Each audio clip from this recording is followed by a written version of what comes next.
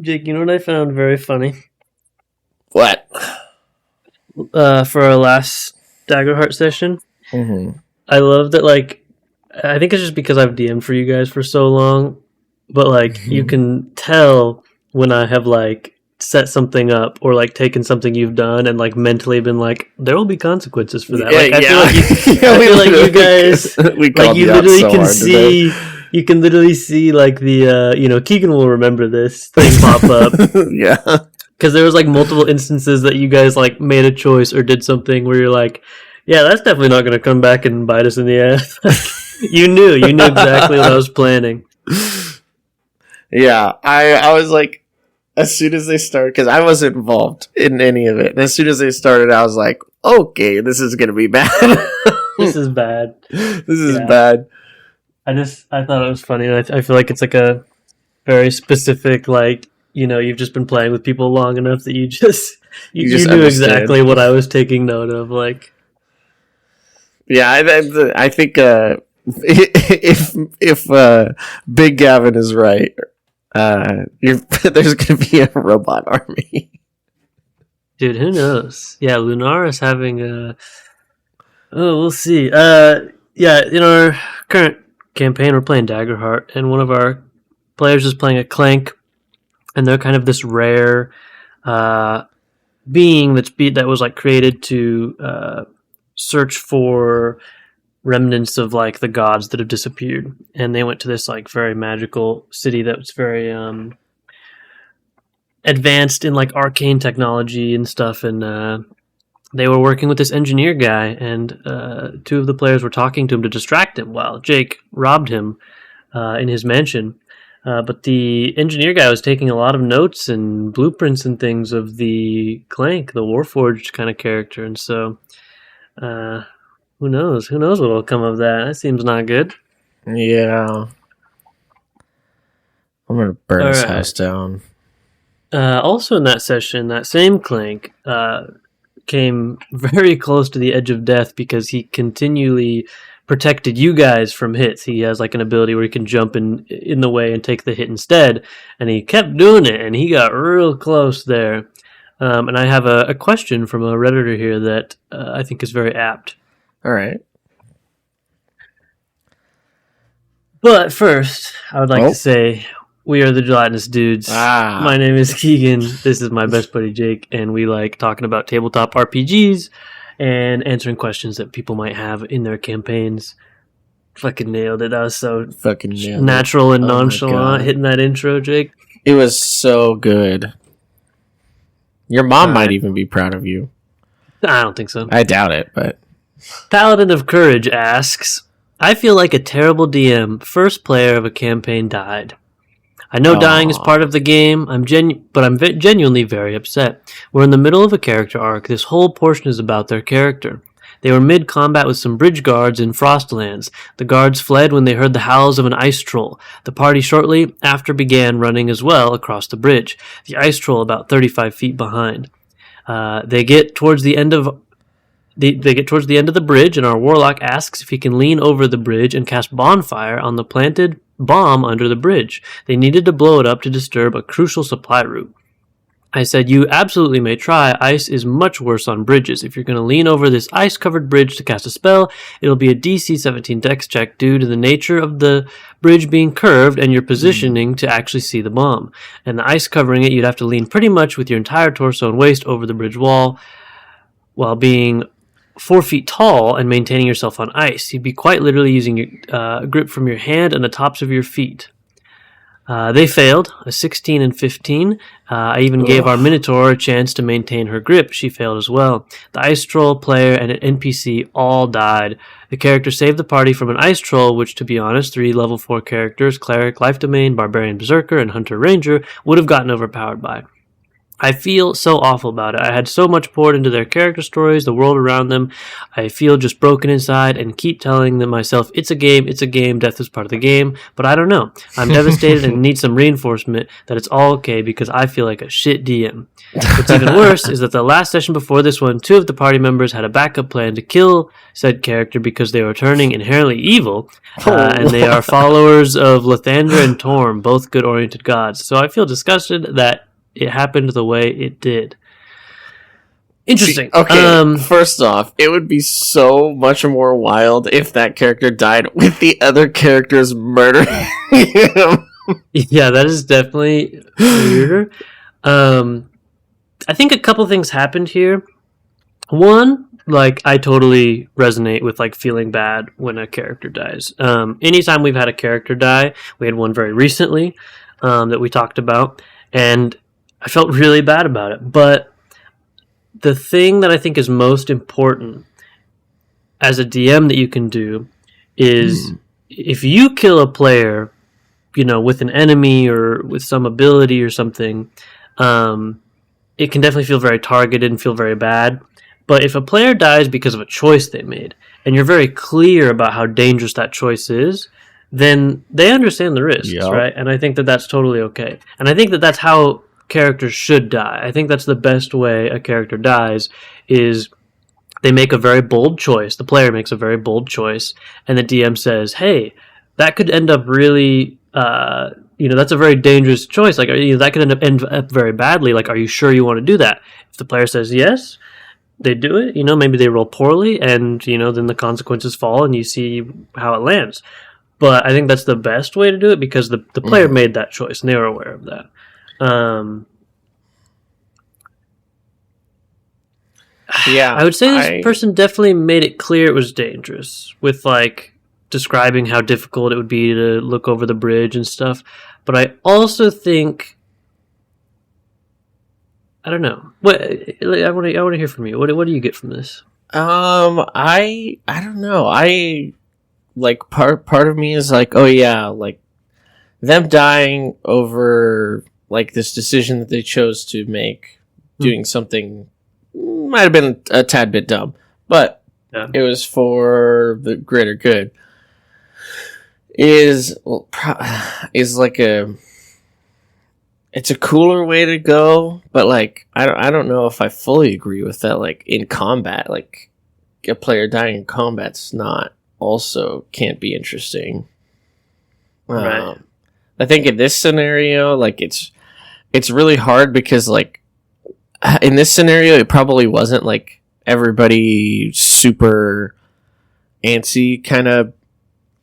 Not everybody was like a combat. Everybody's like, okay, we know the stakes are life or death, but when you're dangling over a bridge or something, like for some reason in my mind, like my brain is like, oh, the stakes aren't life and death. So it is a bit interesting, like when you're sitting there and maybe like another player wasn't paying attention, and it's like, oh, he just died. Yeah. The thing that confuses me here is they say in the post that this ice troll probably would have overpowered them, right? So this was a fight they were supposed to run from, right? Mm-hmm. Which I think is fine. But then when the warlock did something to try and make them escape the ice troll by blowing up this bomb and the bridge, which seemingly completes their mission of like stopping this trade route that they were supposed to be doing or something, and like theoretically the troll falls down with the bridge, whatever, and they escape. Yeah, like ends the combat. Like that seems really cool to me. Like, and that also seems like it's a very cinematic moment. Yeah, I think that would be really cool. So then when he brings this up and says, hey, I want to do this, and you say, oh, it's going to be really hard. It's really icy. A DC 17 dex check, which is really high. Yeah, I don't know. It's interesting. Like it seems like that should be the desired outcome. Is allowing him to blow up this bomb. The bridge collapses. They get away from the troll. They've done the thing they were supposed to do. So I don't really understand I guess as when I'm a DM, if I say, hey, this is going to be really hard to do, it's going to be a high DC, it could have really dangerous, kind of consequences, blah, blah, blah, blah. It's because the player is trying to do something really unexpected and kind of game breaking, I guess. So I'm like, okay, you can do it, but, it's going to be pretty difficult. Yeah. So I guess I'm confused why they made it so tough to do when it's like, theoretically, like the thing they're supposed to do. Like, how else were they supposed to get away and complete their mission? Interesting. I disconnected on my first thing. I forgot that they were actually in a combat. But like you said, it feels like this is supposed, like what was supposed to happen is they cross the bridge, blow up the bomb, and this is how combat ends. I think that is accurate. How you make that so difficult to me is something that I probably wouldn't have done. I understand like the stakes trying to set up like, oh yeah, if you turn around and go for you tried to like hit the bomb to blow it up or something. What was the what was they were like trying to he was casting bonfire on a bomb that they'd already planted because they were supposed to blow up the bridge. Yeah, that's rough. Yeah. I understand feeling bad about that one because like in one hand it is the plan, but in the other hand like sometimes the plan goes awry, and obviously like the frost golem or whatever the hell it was that they were fighting was supposed to be like the plan is not, you're not in the plan stage anymore. Yeah. Also, I think mixing... Yeah, it's a tough situation. And I think mixing a high DC with an instant death thing is really dangerous. Like, typically if I have... Which doesn't... I don't have many instant death things in my campaigns. I just don't think that's fun. We've never had an instant death thing. No, like I've had things that are really, traps or something that are really high damage. But I think if you're going to have something that's like, something super, super dangerous like this, I think you warn them of the dangers and say something like, hey, this, mechanism or this whatever seems like it's really dangerous. It could really hurt you, or you're going to fall a really long ways, or whatever the thing is. And so make the DC a little bit more reasonable, because otherwise this is the exact situation you get into. They're going to fail. And if you say that you like didn't want to kill your characters and you feel you're bad about it, but yet you presented a problem. Super hard DC. Yeah, you gave them incredibly hard DC for a instant death trap problem thing. So yeah, I mean, when you say DC 17, knowing it's going to be instant death, like you condemned them to death right there. Like that was your choice. I think that in D&D, like DCs and like saving throws are really, people tend to make them really high because their players end up being like really good. But it's like it's really good to remember that like a normal person might be able to succeed on a 10 DC. And like 10's average. A 15 like a normal human is supposed to be like a really hard thing to do. Yeah, so like a 15 is like well above average. So like 17, like you're pushing 17 is like you're pushing impossible. Like it should be impossible for a normal person to do. So I don't know. I feel like it could be. This isn't. This is just leaning over an icy bridge. This is like leaning a little far, which like is not dangerous. Set the DC that high. Yeah, that would have been the first thing. The second thing I probably would have done is I probably wouldn't have made it an instant death thing, but probably like if they're already super heavily damaged, like the explosion hurts them a lot, maybe. And it wasn't the bomb that killed them. I had to find a comment that they put down later. Okay. They had said to them that it was a 300-foot drop, so that's why they died. Well, 300-foot drop still. What's the max? It's 10d6. Right? 10d6. Yeah, so your average is 30 damage on a 10d6. And a level 4 party is going to have around probably that. So 60 health. Yeah. 40 maybe by then. Yeah, probably 40s, 30s, 40s. I don't know. So yeah, so I don't that probably wouldn't insta-kill most people at level 4. Yeah, which I understand a 300-foot drop. It's, of course you want to say, like, I'm just saying technically, rules as written, 10d6 is the max for fall damage. You don't get to. It's not. I mean, it's a d6 per 10 feet, maxing out at 10d6. You don't continually add those as the fall gets. Yeah. So that's just rules as written. So rules as written, they actually would probably live. But I understand you making the choice to say no. It's 300 feet. Like you're gonna die. But again, that goes into that's a choice you made. You ignored rules as written to make it an insta kill mechanic and made it a really high DC. Like you condemned them to death. Yeah, you essentially went to that and was like, okay, if anyone goes to do this thing that it probably looks like they should do is going to die. Yeah, that's a little wild. But I would say moving forward, a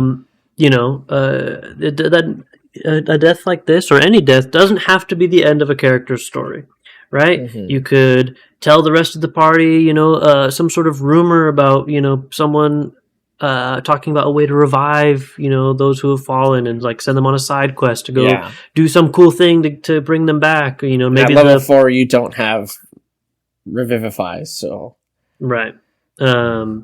Yeah, like there's many ways that this, it's a warlock, so maybe their patron offers them a deal to come back, but take some great toll from them. Something could be interesting there. Like there's a lot of things you could do. I would be careful with that because I do think that, and I've said this before, bringing players back when they died can definitely like lessen the consequence of death and the impact of it. Yeah, exactly. Especially if it doesn't feel earned, but if you feel that bad about killing them and this person really liked their character and the story was revolving around or this arc was revolving around this character and you feel like there's a lot of unanswered stuff, then you can do that. There's definitely ways to do that. Yeah. If you want to stray away from the instant death on this one, I mean, make them fall off the fucking 300-foot cliff. That's totally fine. But when they hit the ground, like, they're not dead.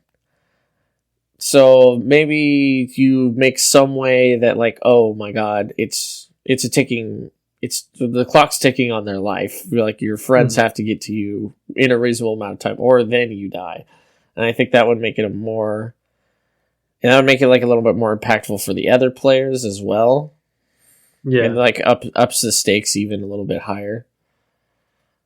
Yeah, I mean, I guess they were upped pretty high, but the end is the player died and you felt bad about it.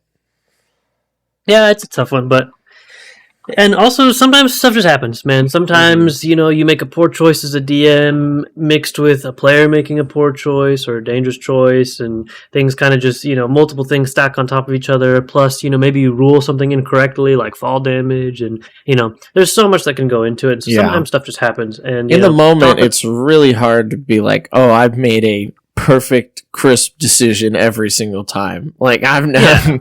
There's been times where I'm like, afterwards, I'm like, oh, I probably should have done that differently and this a little bit better. And yeah, there, of course. And like, stuff is just going to happen. And like, especially as a DM, like, you might say that something's really dangerous, but like your player might be visualizing things different. And so when you say really dangerous, they're probably like, oh, it's probably not that bad. The expectations of something might just be different, or the way they visualized it might have been different. Yeah.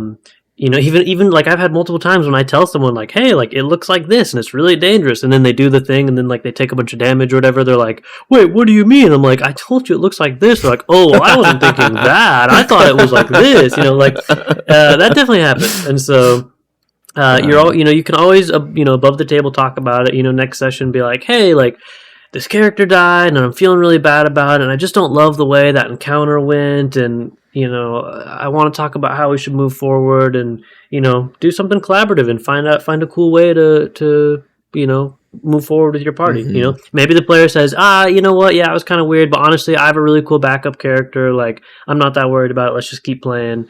Or maybe they're like, oh, maybe it'd be really cool if my patron brought me back or something. They might have an idea, or you might have an idea. Yeah. What would you say if the player like falls off the cliff and then like they're dead? Like, it was resolved at the end of last session, they're dead. And then let's say it was one of my characters, and the next session I'm like, I don't really have a good idea for another character, and I don't really like how he died. Like, what would you do then I think I would say, like, well, let's talk about how we can bring him back, And I would kind of look over some of my world building stuff and see if there's an interesting way of like, and then I would probably devise some kind of quest that the rest of the party could go on to bring him back. Or maybe they can bring him back at some great cost, or just, it depends on the character, for sure. Like, if you're a warlock with a patron, then maybe it's something with that, or a cleric or paladin with their god, or if you're just like a normal ass dude, some wizard or whatever, then I might it's gonna be devise a lot harder some quest to where it's like, like you've heard rumor of like an ancient, hag in like the nearby swamps, and it's been said that, for a price she's, brought loved ones back and things before, so maybe you can go investigate that, and and maybe then it's you a boss battle, maybe it's character. So there's always everything is figure outable. Everything is figure outable. I saw that recently. It was like a Hobby Lobby type sign thing. That should be a shirt. I know, but it's true. It's like, and it actually feels very true. Like it's kind of been my mantra the last couple of weeks. Everything is figure outable. You can do it. All right, I've got another interesting one for you. Okay. This comes from Koichi Has No Dignity. They ask, am I overreacting? My players never keep track of their abilities. Sometimes they jot down one number with no context on their character sheet after I tell them to keep track. Other times they tell me I'll just remember it, and then they forget either the same session or definitely by the next. I've been telling them for months to keep track. This one time they had asked me whether I had any feedback for them. The one thing I told them is to start keeping track. Next session, I plan to ask my players at the start how many spell slots or other long rest resources they have left. The players that don't answer correctly are not allowed to use them. Is this too harsh? All it takes is writing down the ability names on your phone and changing the numbers after you've used them. Should I do something else? How would you handle this? I feel like you're looking at me right now. I'm so bad at writing things down. I just can't, like it just pains me to write everything down that's like that I think is important. So like I am like, okay, I'll probably remember this part, but for things like my abilities and stuff, I'm pretty good at keeping track of those. Mm-hmm. But keeping track of their stuff, and if they tell you wrong, they don't get to use it is wild. It's so fucking funny. It is funny, and it might discourage them enough. I don't think it's too harsh. I think it's like, I mean, it's a little much like for me, but also we don't have that problem at our table, and I can imagine if we did, like that'd be really frustrating. So I don't think it's too harsh, but that implies that you are going to keep track of their abilities, which, like, as a DM, like, I'm not doing that. Like, I already have enough stuff I got to do. I'm not going to keep track of all your abilities and spell slots and things, too. Like, no way, man. Yeah. Don't lose your own shit. Yeah. Obviously, I would say, like, definitely think about moving to D&D Beyond or, like, another online character sheet. Yeah. It's way easier to track. Yeah, it's a lot, they typically have like bubbles that you just click to fill in for certain abilities or whatever, and so that makes it a lot easier. They auto clear the marks when you do like a short rest or long rest, and if the ability comes back, on either. So that makes it a lot easier. That would definitely, D&D Beyond would be a really good tool for your players since they are bad at doing player things like keeping track of their spell slots. Yeah, but this is really frustrating because, like D&D combat and stuff is a lot about like resources, like being able to, like when I'm balancing a combat, like I'm thinking of like, okay, what abilities do they have? Like what resources do they have? Will they have used those resources a lot by the time they get to this? Like if it's in like a dungeon, I'm like, am I going to make you spend resources other ways so that by the time you get to this fight, you're a little bit, low on stuff, like things like that. So if your players aren't tracking them correctly, that's also going to make balancing really difficult. Mm-hmm. Yeah, especially if they're giving themselves more spell slots. They're like, oh, I only marked 3 spell slots when I used 5 spells or something. Yeah, so I guarantee just automatically make your player better. Yeah, I guarantee that it pretty much always lands in the player's favor. Like I very much doubt they ever assume they used something and they're like, yeah, I think I used that, so I'm not going to use it. Like no, they're going to assume that they haven't used it yet, so they're going to do it again. Not because they're like cheaters. It's just that people, especially if you're not tracking stuff, like you skim over stuff, you forget stuff, like you whatever, right? Yeah, that's a tough one. I mean, I would recommend using online if you don't want to do that and you like your pen and paper. Or they talk about tracking stuff on their phones, so they clearly have some. I mean, they're using notes or whatever a little bit on their phones. Yeah. Man, that is tough. I'm trying to think of like a fun way to gamify like a solution to that, and I think this person has an okay one. I think that there may be even something better out there, but. I think their solution's hilarious, in my opinion. If you pulled that out on me, on a session, I'd be probably mad for about 5 minutes, and then I'd probably be like, okay, I understand. Yeah, it'd be like, yeah, he's right. Like, I need to keep track of my stuff. He's probably right. Yeah, or maybe just, I think you could, like, baby steps start helping track, like, instead of trying to track, like, their whole character sheet in one go, just like as they start to cast spells, be like, okay, so that's a 3rd level spell. How many slots do you have? Okay, you have 4, so let's, tally that somewhere or mark that somewhere and mark off 1, something like that. Like just kind of check in as you go. Or like, let's say your fighter uses like, second wind, be like, okay, remember that's your only one until you do a short rest. So, mark that somewhere or whatever. Remember that. Yeah, it sucks for the DM because that means they have to have such an in-depth knowledge of their character sheets. Yeah, which I think you should as a DM. I think that's good. That's good practice. But tell your players to be better. Sounds like they did. They said they asked for their feedback one time and they told them to start keeping track. So they've gone through that already, which sucks. Like I hate If you're having a problem and you've already brought it up and then it like continues to be a problem, it feels extra bad. I have an opinion, and it's that I think we're too nice to people. It's like in life in general. Yeah, let's say if you're doing what these guys are doing, and I'm DMing, I'm not like. Even like we're good friends, so I know I'm not really gonna hurt your feelings. But like, if you did that, like, and it was starting to frustrate me, I'd be like, "Fucking mark your goddamn spell slots, or I'm gonna smack the shit out of you." Like, yeah, I don't know this person's relationship, so I don't know if they can get away with that. But I definitely understand the feeling. That like you definitely being more assertive with it, like, is definitely an option. Being like, you're casting that spell, like, how many spell slots do you have? And if they're like, oh, I don't know, I haven't been paying attention, it's like, okay, then you're out.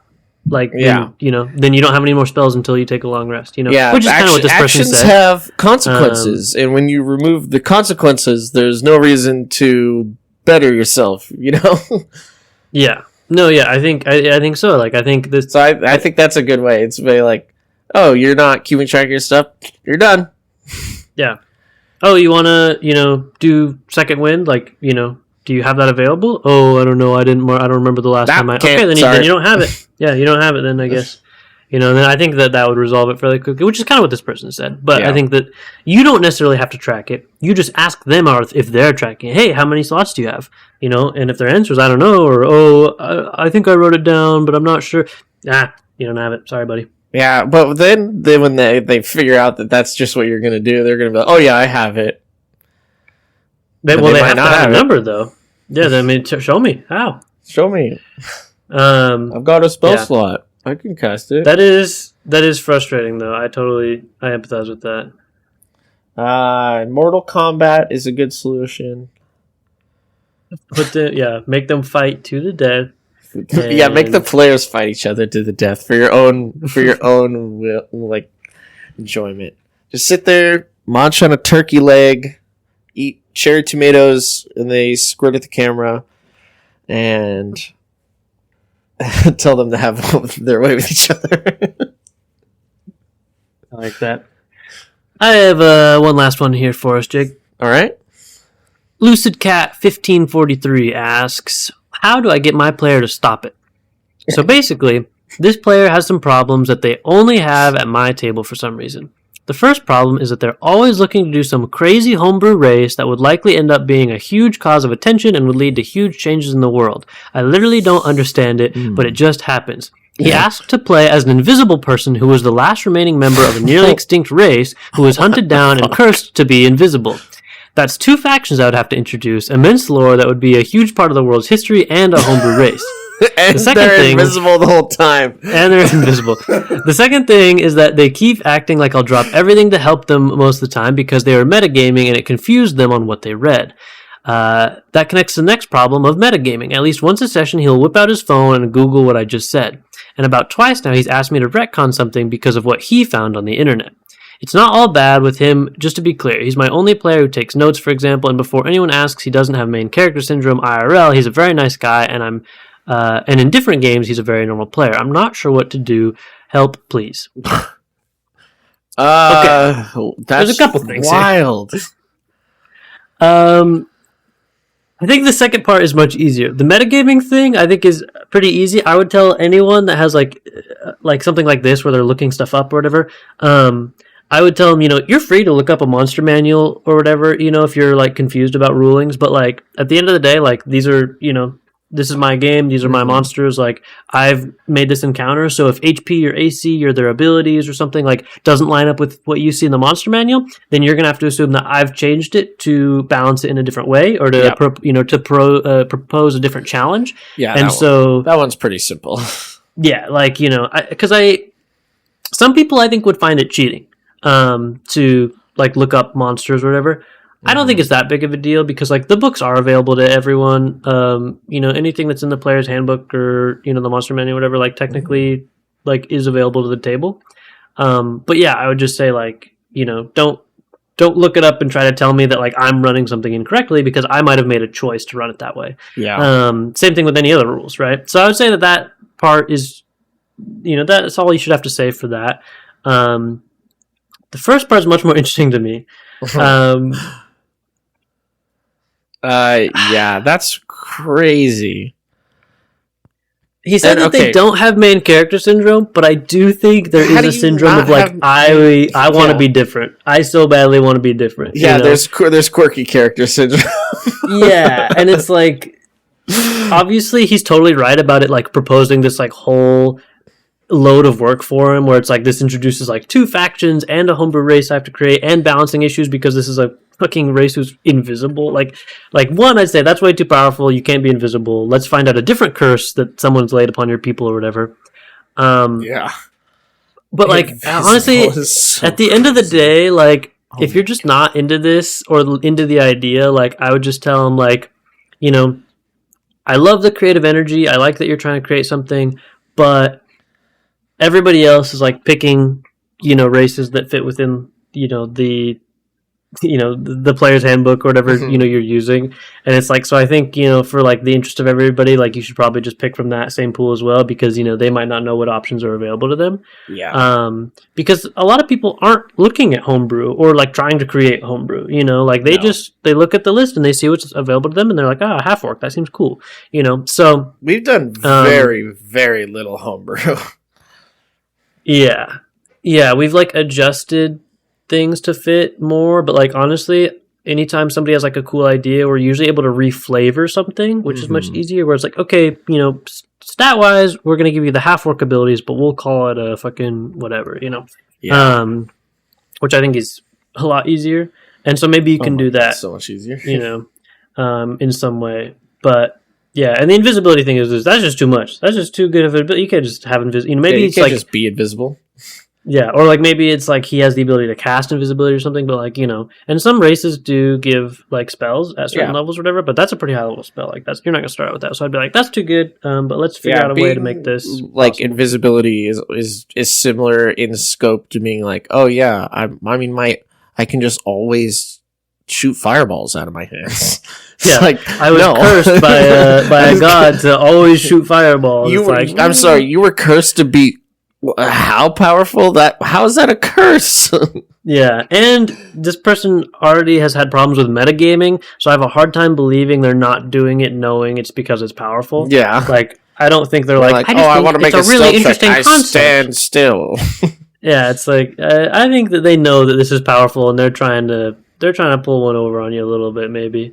Yeah, if it like is continuous, I'd be like, all right, no homebrew races. We're only playing races out of the book. Yeah, exactly. And then you don't have to like, session 0 or something. You could just say that, be like, all right, like let's all make some characters together. Just remember, like, we're just gonna be using the player's handbook, so whatever's available in there is what we got. So, and then it's like you're not like having a conflict with that character directly, because you could theoretically say like, yeah, I had a couple of people that seemed like they're interested in homebrew, and I just wasn't sure how to balance it. And I have a lot of my world building done already, so that kind of thing. If you wanted to go that route, like you're allowed to say no. You're allowed to tell people no. That's okay. Assertive.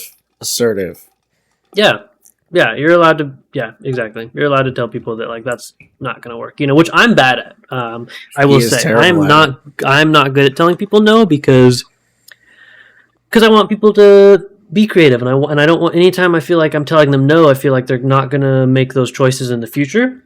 So I typically am more of a yes but, where I'm like, yeah, I think that'll work, but it's going to require this role, or but it's going to require this thing to do, like whatever.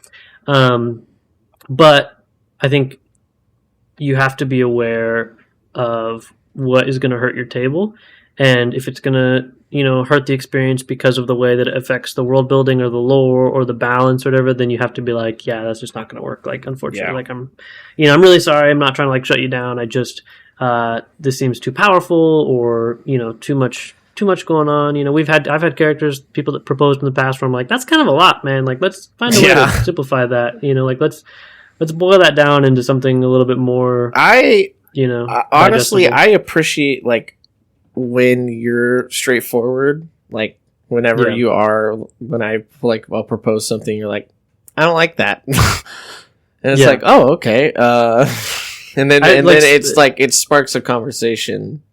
Yeah. Like, I remember specifically one time, better. Yeah. One time you had this like orb that you could scry with. So you could see somewhere else with the orb. And you're like, I want to cast Fireball through the orb. Like I want to see somewhere else and cast Fireball onto this spot. And like, we were using Dungeon World, so the rules are a lot more relaxed in that anyways. It's pretty rules light.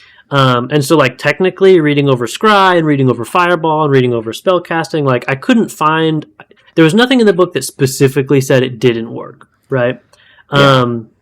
Like technically rules is written, I mean, you could make an argument either way, I guess, because the rules don't really address it, right? Mm-hmm. So, but in that instance, I'm like, honestly, because the rules just say like at an object you can see, and right, and it's like you can see it because you're obviously I can see it. Exactly. So it's like, yeah, we just didn't know, and so I just said like, it probably could work, but I don't think that's interesting. Like, I don't think story wise that's cool or interesting to just be able to nuke things with fireballs from from miles away and just hellfire missile like orc encampments or whatever. Like, I just don't think that's cool or fun. So I'm gonna say no. That's not how that works. And I just said no. And so you did something else. And honestly, I remember the fight that happened after that was still cool anyways, because that we did something else that was equally as bad. I think. Yeah, probably, because you guys always do it. You always break it somehow. So it was fine. So it's okay, to tell people no. And if they're really bummed out about it, then talk to them after and be like, hey, it seemed like you were really upset that I, said that wasn't going to work. So let's talk about it, and you can explain why you thought it was too powerful. They can explain why they really wanted to do it or thought it'd be cool. Mm-hmm. And maybe you can meet in the middle or figure something out, or say, okay, like next time, like let's talk about it more, and I'll try not to just like shut you down or whatever. Yeah. Yeah. Be open, but also, don't break your own games. Yeah, you need to be aware of what's going to hurt the rest of the table and the experiences and stuff, because if you let stuff fly, then it could really hurt the experience of the other players. So you need to be aware of that and know when to be firm. Yeah. Sure. Yes, ending. Not always good. I think Not yes always. anding is only good if you have like a group that is very homogenous and agrees kind of in the direction of things. Then yes anding is like really easy to do. But our group is that and also cannot yes and everything. Yeah. For sure. For sure. All right. Well, Jake, why don't you lead us out?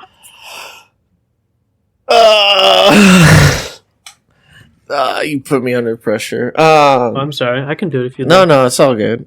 We're the Gelatinous Dudes. If you liked, please leave a comment, share with your friends, post something about it. We're not going to advertise in places because I don't know. I don't feel like we need to. We're just doing this for fun.